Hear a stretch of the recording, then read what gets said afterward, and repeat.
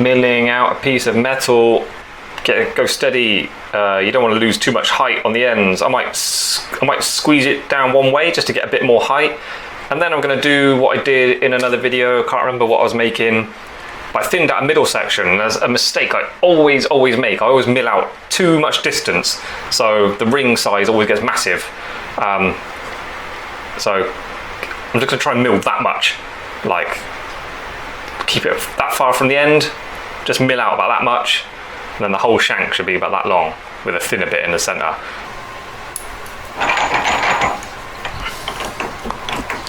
I'm not going to make that mistake.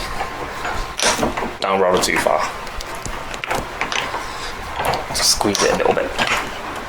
Don't go too far.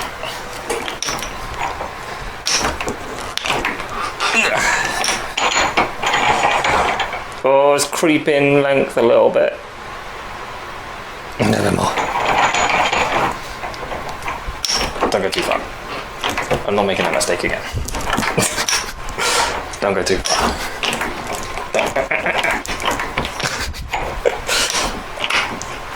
Okay. There we go. Kind of close to the end. I'm just going to make it a bit longer.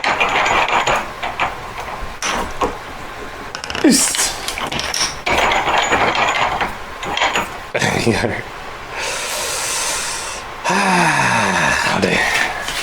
It was square, squeezed it this way, so I got a bit more height there.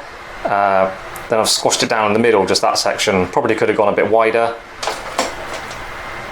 but I'm scared of going too far again. So I've got a nice bit of metal there, which will turn up nicely to my shank.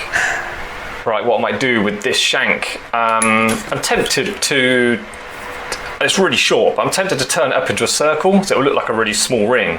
But that way I can bang it against the ring stick with my hammer, get it perfectly round, the inside circumference perfectly round, and then also I can shape it up really symmetrically and really perfectly.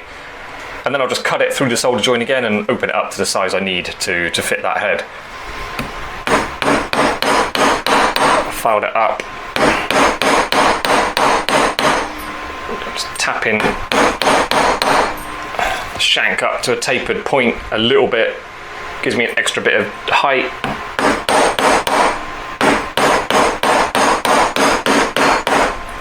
Also, a bit of a design flair.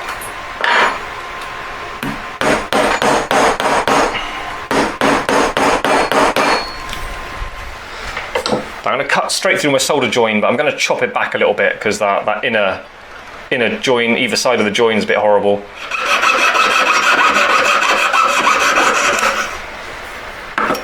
If you ever find yourself having to rejoin a shank and there's no head in there, I find just laying it down on a flat block, if you've got something that's nice and flat, helps you. Then all you really got to think about is filing it nicely so that it closes up well. But it's not going to be a perfect join, but try as best possible to get it straight. You don't want a shank like this and then you're working on it and then you've got to cut through it and straighten it up because it can make things look a bit twisted. So just try and get it really straight. So I try and solder it perfectly, and then I will tap it as well to make sure it's all lined up really well as best you can.